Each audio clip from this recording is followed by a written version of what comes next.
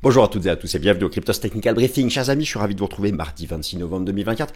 Bienvenue, chers amis, en bull run. Même en bull run, il y a des phases de retracement, des phases de correction. J'ai un seul mot d'ordre.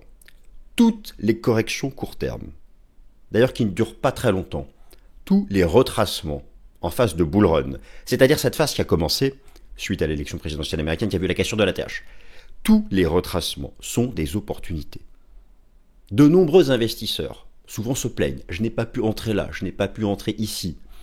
Cette halte m'intéressait, elle est désormais trop chère. Et finalement, parfois se stressent quand des corrections arrivent. Non, une correction, c'est grand sourire. C'est génial. Pourquoi ? Regardez, c'est la semaine de Black Friday, Thanksgiving. Les corrections, les retracements, ce sont les soldes sur le marché des crypto-monnaies. Car, oui, le marché temporise sous les 100K, archi classique. J'ai repris la façon dont Bitcoin s'était comporté lors des cycles précédents, dans les semaines qui ont suivi la cassure de la TH. Vers 3-4 semaines, c'est après le timing, on avait cette petite phase de retracement. Donc on va voir, on va regarder ensemble. Je vais à nouveau faire un tour d'horizon Bitcoin complet avec les différents outils, jusqu'où il peut se replier ou pas. Je pense pas qu'on soit rentré dans une correction majeure. Je la vois beaucoup plus tard, plutôt vers mi-décembre et la vraie début mars. Donc là, ça va durer quelques jours. En fait, ça a commencé dimanche. Et puis, ça va repartir. Donc, en bull run, les corrections, les retracements sont des périodes d'opportunité. En plus, la dominance de Bitcoin rejette sous résistance depuis 3 jours. Vous avez vu le week-end exceptionnel, week-end dernier sur les alts. On a vu des perfs à plus 30, plus 40 sur une journée. Bitcoin a un peu passé le témoin. Alors, est-ce que la vraie saison des alts a commencé ? C'est un peu trop tôt. Rejeter sous résistance, c'est bien. La dominance casse pas encore de support. On va tout reprendre. Là aussi, c'est pareil. Mes indices synthétiques d'alt avaient atteint les objectifs théoriques. On fait une pause sous résistance. En bull run, les retracements et les corrections ne durent jamais très longtemps. Les retracements ne sont pas non plus trop amples. Jusqu'où ça peut aller ? Le plus bas d'hier, 90 à 85. Il y avait le gap sur le contrat futur à 80. Il n'ira pas plus bas. Semaine archi particulière. Enfin, pour nous en Europe, non. Mais aux États-Unis, le marché directeur mondial, aux États-Unis, le marché sans lequel Bitcoin n'en serait pas là, la bourse de Chicago attire le montant le plus important du monde en termes d'open interest sur les contrats à terme Bitcoin. Bon, tous les Américains partent en week-end prolongé mercredi soir, savourer de la dinde rôtie, savourer de la pumpkin pie, de la tarte à la citrouille, je sais même pas si c'est bon. En famille, en amis, 80 millions d'Américains sont attendus sur les routes. Bon, simplement, Wall Street est fermé jeudi. Vendredi, c'est une demi-séance. En clair, toutes les statistiques américaines majeures sont publiées avant la clôture de ce mercredi 27 novembre. C'est archi chargé là, entre maintenant, là, tout de suite maintenant, quand j'enregistre cette vidéo, tôt, mardi matin, après avoir bu de café, et mercredi soir, il y a tout. Les stats américains, l'inflation PCE. Mamma mia, l'inflation. Elle est en surchauffe, l'inflation. Les minutes du FOMC ce soir. Pour faire un max de trucs. Ça va alimenter le débat sur la probabilité de voir la Fed le 18 décembre, soit un no Fed cut, soit 25 points de base de baisse de taux. J'en dis un mot, mais j'insiste, en bull run, toutes les corrections sont des opportunités et nous allons donc commencer par ce point technique. Bitcoin. Alors en bull run, toutes les corrections sont des opportunités. Je commence par un point technique Bitcoin, c'est finalement peut-être ce qui vous intéresse le plus, mais franchement, restez au bout de la vidéo parce qu'on parle de plein de sujets. On va parler aussi du dollar, des dates fondamentales à suivre jusqu'à la fin de l'année.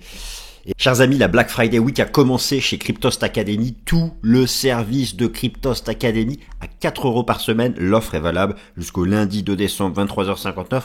C'est satisfait ou remboursé pendant 14 jours. Alors venez nous essayer tout le service Cryptost Academy à 4 € par semaine. À quoi ça ressemble la plateforme ? Vous l'avez sous les yeux, elle est super intuitive. Moi, vous me retrouvez tous les matins dans la section analyse où je vous donne mon point de vue sur Bitcoin et sur les altcoins en vidéo, mais vous avez aussi des analyses on-chain. Vous avez plein d'analyses techniques, des analyses fondamentales. Vous avez la section airdrop, vous avez des chats, vous avez le suivi du portefeuille de l'équipe, le suivi du portefeuille communautaire, la section airdrop, des lives. En fait, il y a tellement de services que certains m'échappent, mais surtout la section chat en temps réel pour interagir ensemble du marché en temps réel. Chers amis, foncez, venez nous essayer, c'est 14 jours satisfaits ou remboursés. Tout Cryptost Academy à 4 € par semaine. Et patati patata, et des alts aussi, on va parler d'Ethereum, de BNB, de PIT, de Solana, de plein de trucs. Alors, donc, bon, alors, commençons par le commencement, avant de voir jusqu'où ça peut retracer. Oh, il y en a partout, là. Je reprends avec vous le graphique weekly. Bien, le graphique weekly, ma foi, est toute beauté. RS, impulsion, vague 2, impulsion, la grande vague 4 qui a duré 8 mois, et nous sommes dans la vague 5. Rassurez-vous, elle n'est pas terminée. Elle n'est pas terminée. La vague 5, que je vois culminer début mars, fin février, début mars, entre 129 000 et 145 000. En attendant, nous avons atteint des cibles intermédiaires. Les 100K, classiques, chiffre rond, 100K. Voilà, dans tous les articles de presse anglo-saxonne, vous lisez le seuil, the milestone of the 100K. Bon, voilà. Résistance. Alors, ce fut aussi exactement vague 5 égale vague 1, mais rassurez-vous, mais je sais que vous n'avez aucun stress, car vous avez confiance dans ce cycle haussier qui, vous allez voir, d'ici fin février, vous fera faire des plus-values sur Bitcoin, sur les alts. Confiance dans le fait que cette vague 5 n'est pas terminée. Et encore, pour certains, ce serait un début de vague 3. Bon, on aura l'occasion d'en parler.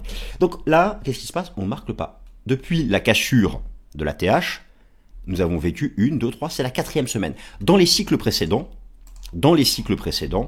donc la cassure de la TH ici, en 2020, ou la cassure de l'ATH ici en 2017, après 3-4 semaines, parfois 5, il y avait eu une petite pause, un retracement. Mais regardez, je vais vous montrer par exemple, ici on va prendre les enseignements du système Ishimoku. Voilà. On avait cassé l'ATH, eh bien on est guidé par la Tenkan, parfois on va à la Kijun, je prends le système Ishimoku, et on revient en nuage et ça repart. Ok.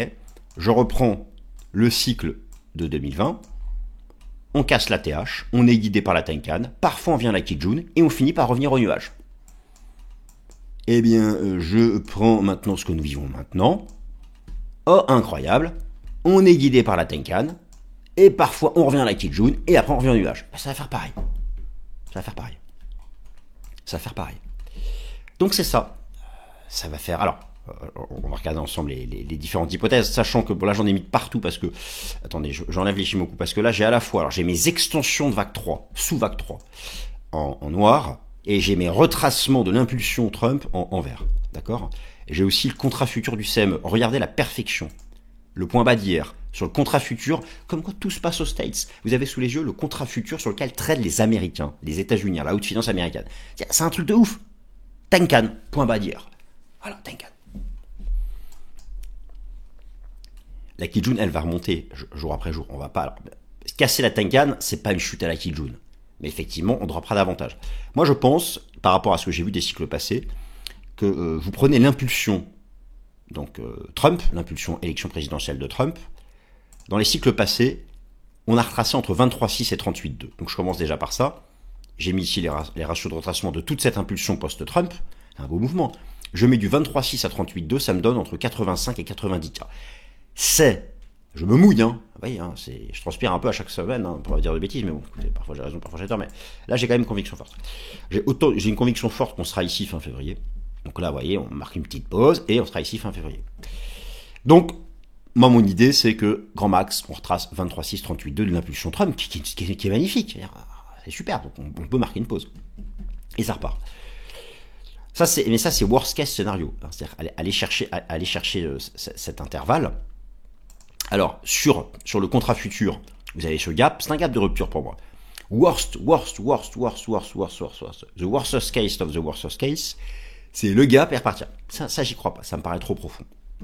Ce gap, pour moi, on le comblera au prochain bear market, qui aura lieu en 2008. Donc ça, c'est un peu le garant, si vous voulez. Non, on va pas faire un retracement si profond. Donc, je reste plutôt concentré dans la zone 23,6, 38,2 avant de repartir.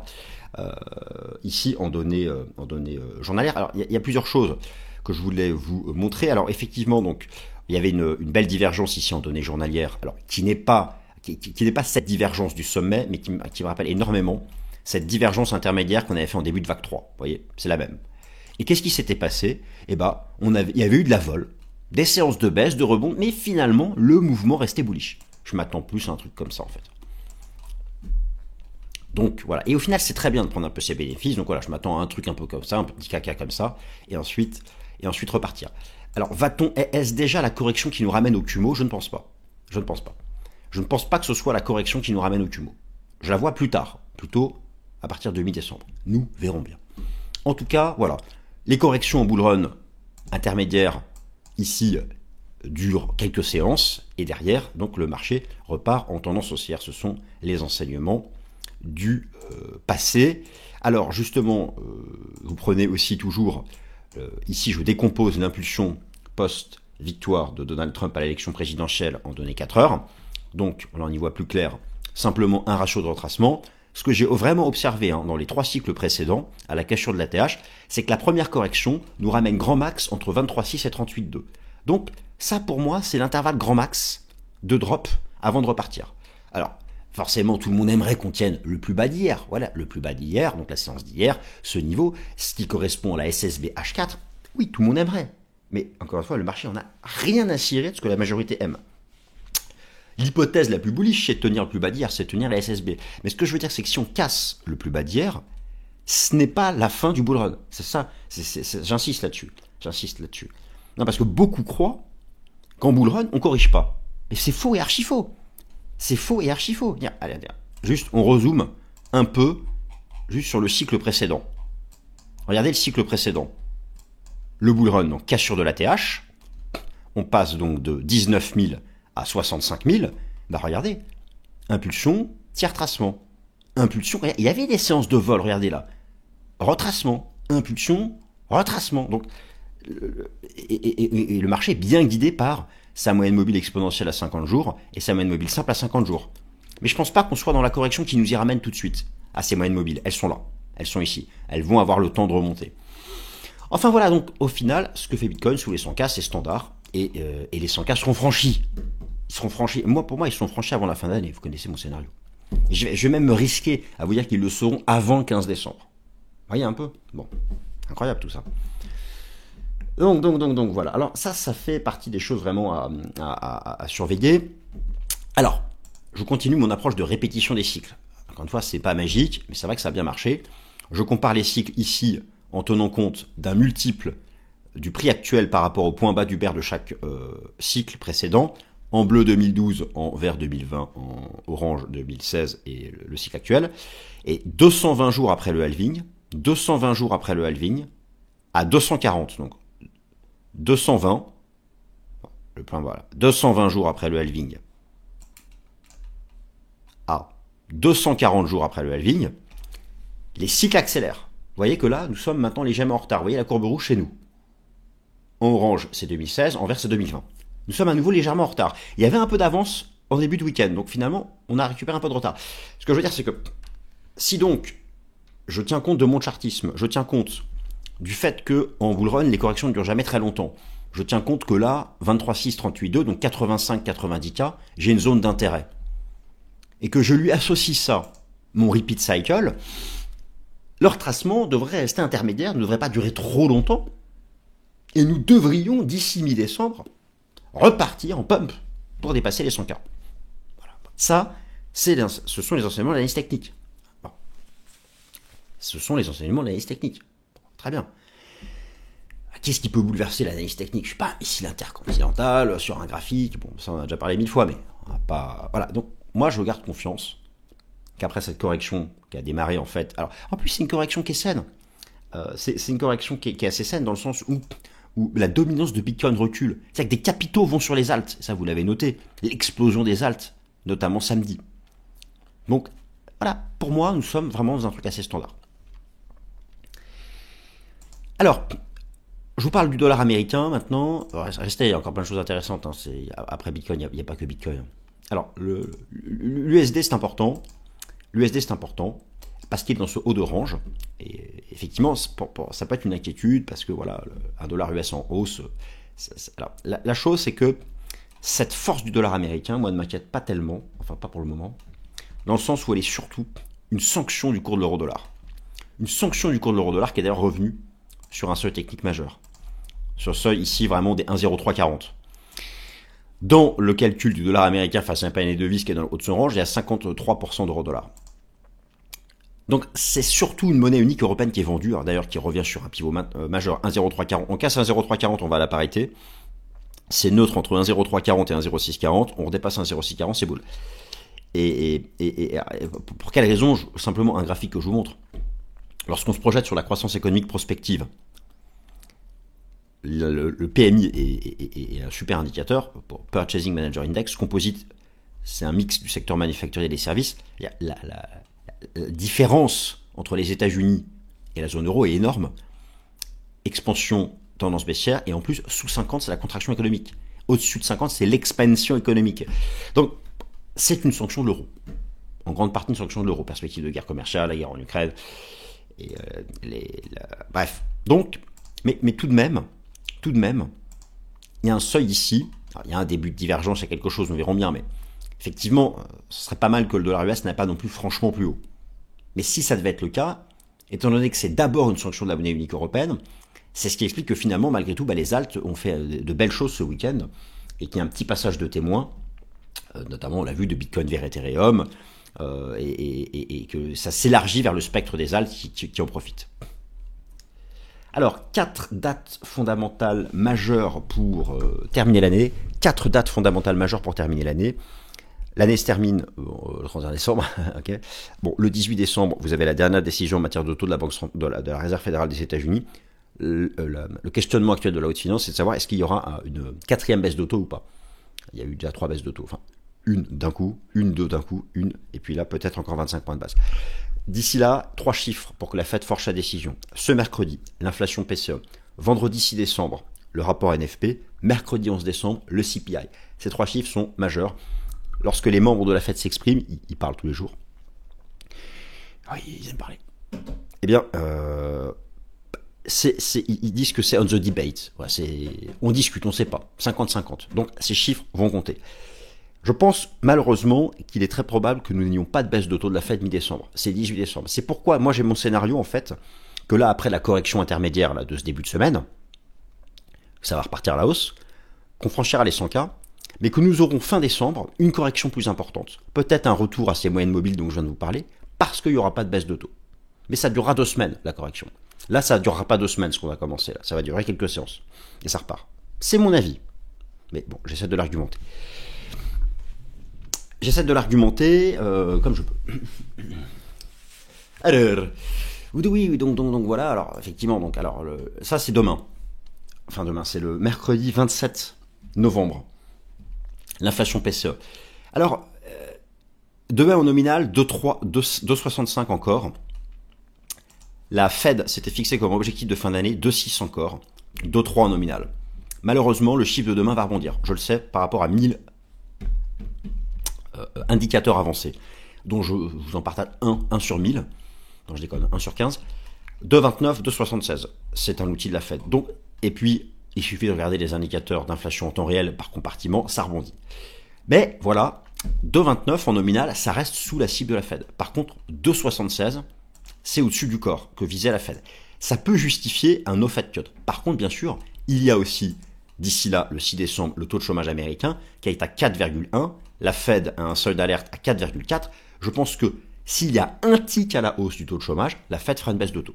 Donc voilà, du coup, c'est assez incertain. Et d'ailleurs, si vous regardez les anticipations, ici vous avez le taux d'intérêt des fonds fédéraux américains, bon, le taux de la Fed, donc vous avez eu les 3 premières baisses de taux depuis septembre. Voilà, le marché est super partagé pour la réunion du 18 décembre. Mais c'est pourquoi je pense moi plutôt qu'on n'aura pas de baisse de taux, sauf s'il y a un tic à la hausse du taux de chômage.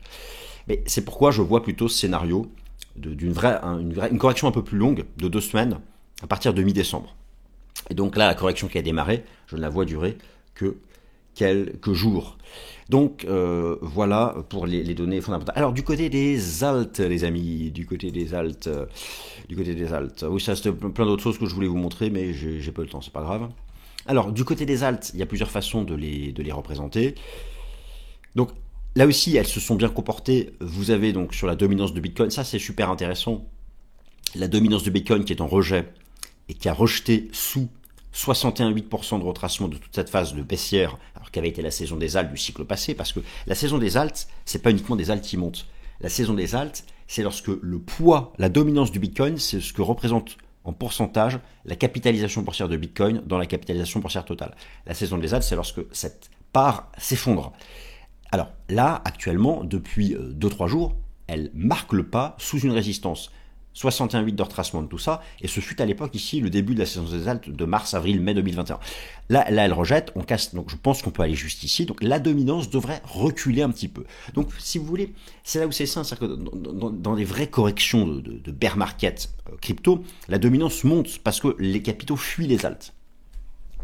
Donc c'est pourquoi moi je pense que là, la correction de Bitcoin là, est une correction court terme, et qui ne durera pas plus de quelques séances avant de repartir à la hausse. Alors, ce qui se passe aussi globalement, il y a des prises de profit, mais c'est logique. Vous avez vu ce qui s'est passé sur les altes le week-end dernier, notamment samedi, l'explosion haussière. Je vous remonte mon indicateur pour suivre les altes, un des indicateurs que j'ai, qui est donc Total 3, la market cap totale, moins BTC, moins ETH, moins la market cap de l'USDT, moins la market cap de l'USDC, et donc nous sommes dans cette fameuse vague 3, aucun stress, impeccable, eh bien elle a atteint une target.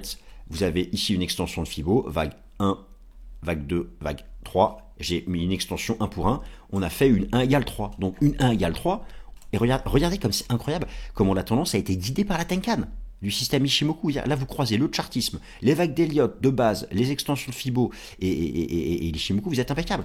Là on a été guidé par la Tenkan, bah maintenant on va sûrement la casser, on va attendre la Kijun et ça va repartir.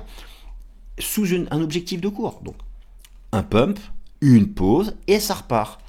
Donc pas de stress. C'est pas qu'il y a point S, c'est juste que c'est bien construit sur le plan technique. Voilà. Donc ça c'est pour les alts, c'est aussi une pause assez logique. Et je vais même aller jusqu'à dire que les corrections de ce type de court terme sont complètement salutaires, car elles permettent d'éviter le surachat massif extrême. Elles laissent le temps aux indicateurs de remonter, et puis derrière, c'est comme une prise d'élan, si vous voulez. C'est comme quelqu'un qui, sur la piste d'athlétisme, recule pour mieux sauter. Vous comprenez? On recule pour mieux sauter. Ben, c'est mon avis, je pense, c'est ce qui se passera. Donc là, laissez-lui quelques jours de respiration, soit ça, et puis ça repart. Aujourd'hui, quand même, je vais moi beaucoup surveiller sur le contrat futur, parce que c'est là où se trouvent les patrons. Je vais surveiller la Tenkan du contrat futur. Parce que la question de savoir, est-ce qu'on s'arrête là ou est-ce qu'on va ici, avant de repartir, bah voilà, je vais regarder ça. On pète la Tenkan Ishimoku Daily du contrat futur Bitcoin de la bourse de Chicago. Oui, on ira chercher 85-90 avant de repartir. On la tient, et ben non, on y repart. Voilà. Donc c'est la seule incertitude que nous avons à court terme. Oh, on voit vraiment plus rien sur ces graphiques. Hein. Mais c'est pas notre faute. Alors oui, donc nous sommes aujourd'hui 220 jours après le halving. Hein. J'ai oublié de vous dire. Hein. Donc par rapport à ça, donc on entre dans ma fenêtre d'opportunité. C'est pas parce que ça va pas forcément commencer de 120, mais bientôt. Alors, oui, donc alors Ethereum, bah voilà, Ethereum c'est cool, c'est bien, c'est propre, c'est beau. Donc ça se met en place, impeccable, depuis le dépassement de ça. C'est volatile, ça prend du temps, mais petit à petit, donc le marché tend vers cet objectif ici, qui est cette trendline, qui je pense sera rejoint d'ici la mi-décembre. Ce que j'observe ici, je regardais d'un point de vue relatif, et ça je trouve ça vraiment superbe, sur ETH BTC, cette magnifique trendline, 1 point, 2 points, j'existe, qui est venue attraper le machin avec une petite div weekly, et cette div daily, donc nous sommes entrés dans une période de meilleur comportement relatif d'Ethereum face à Bitcoin. Ça ne veut pas dire que tous les jours Ethereum fera mieux que Bitcoin. Ça ne veut pas dire que tous les jours Ethereum fera mieux que Bitcoin. Ça veut dire que ces prochaines semaines, Ethereum fera mieux que Bitcoin. Parfois, pendant 3 jours d'affilée, il fera moins bien. Puis après 5 jours d'affilée, il fera mieux. Et au final, il fait mieux. Do you copy me, guys? Donc, voilà. Donc ça c'est intéressant. Et donc pour ETH, voilà, là si pour moi c'est d'aller ici jusqu'à fin décembre, alors est-ce qu'entre temps on fait ça et ça revient là, ou est-ce que ça aucune idée, enfin si, un peu de jours après, on affine, voilà. Regardez, encore une fois, en données journalières, la Tenkan du système Ishimoku, voilà. Tant qu'on tient la Tenkan, elle est à 3300, on peut monter comme ça en crabe jusqu'au truc. Si on la casse, on reviendra tester ici cette zone-là des 3000, et on repartira ensuite à l'assaut en direction des 3500, 3650. Ça reste, si vous voulez, il y a effectivement cette alternative court terme. C'est celle que je décris avec Bitcoin. Tenir ça ou aller chercher ça. Mais dans tous les cas, à la fin, la cible est la même, si vous voulez. L'incertitude porte sur la durée de la consolidation actuelle, qui pour moi est de quelques jours. Je ne sais pas si c'est 24, 48, 72 ou un quatrième jour. Mais dans la vue de fond, dans tous nos objectifs que nous avons sur ce bull run, sur ce cycle, c'est peanuts.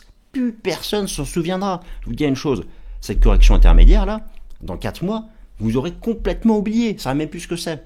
Bon, voilà, il faut remettre les choses en perspective. Et heureusement qu'un marché ne monte pas en ligne droite. Moi, ça me donne le sourire, les corrections. C'est juste exceptionnel. Ça permet d'avoir des meilleurs prix en appliquant la règle de base. On achète sur support les jours de correction. La règle de base, ça. On achète sur support les jours de correction. Donc les corrections doivent donner le sourire. C'est un peu le principe. Cette semaine, vous allez faire le Black Friday. Pourquoi ? Parce que les prix sont en baisse. Bon, pourquoi ce serait différent ? Encore une fois, dans une tendance haussière. Mais là, nous sommes en bull run. Donc c'est une tendance de fond haussière. Ok. En bref. Alors le point commun de Solana et de BNB, les deux sont collés à leur ATH. Temporisation pour le BNB, entre 605 et 705, ça c'est le gros support, ça c'est un bon support, et ça passera. BNB très, très collé aux alts, parce que plus ça négocie sur les alts, plus ça fait des coms, c'est le premier exchange mondial. Ils n'ont pas, aux States, c'est Coinbase, mais dans le monde. Solana, bon, temporisation sous le record historique, petite pause, petit retracement. Le support est ici, et plus tard, on cassera la TH. Et le PIT, pourquoi je parle du PIT ? Parce que vous l'avez choisi dans le sondage traditionnel, le PIT, qui a construit sur son bottom de janvier 2024 une belle phase, ici une belle structure en rounding bottom, et il y a donc une grosse zone support qui est ici, où passe d'ailleurs l'enchevêtrement des moyennes mobiles, la zone des 0,37-45, le marché peut faire ça, peut venir retest, ça c'est une zone d'intérêt. 0,38, 0,40, c'est une zone d'intérêt pour derrière repartir en tendance haussière. Mais là ce qui est intéressant, c'est que désormais, ici c'était un peu imperceptible, difficile d'entrer parce que c'était une structure en V-bottom, là vous avez une longue pattern qui est un cas d'école des configurations de chartistes de renversement haussière, et là vous avez donc une ligne de coup qui permet d'attraper un bon point, 0,38, 0,40, pour derrière, poursuivre le retracement de cette phase baissière, et pourquoi pas de revenir à la TH ces prochains mois. Chers amis, et donc voilà, correction donc de court terme pour le cours du Bitcoin, qui n'a rien d'inquiétant, qui est classique, qui est standard, et qui ne devrait pas durer au-delà de quelques jours, et qui permettra derrière de refranchir les 100K d'ici le milieu du mois de décembre. Merci à toutes et à tous de votre attention, passez une bonne semaine, salut.